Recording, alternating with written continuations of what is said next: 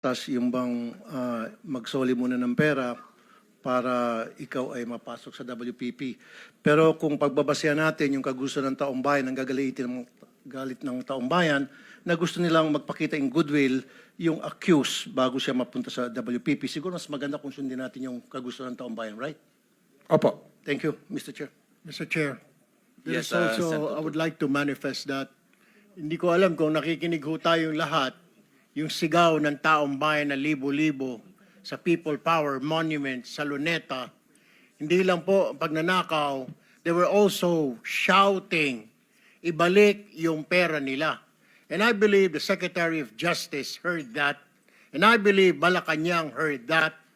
Kaya nga po, dito po sa mga kontraktor, mga opisyal, isole ninyo ang pera ng taong bayan. Hindi po batas ang pinag-uusapan. Wala ho tayong pakialam sa batas na yan. Sometimes, you have to bend the law to be able to please the people.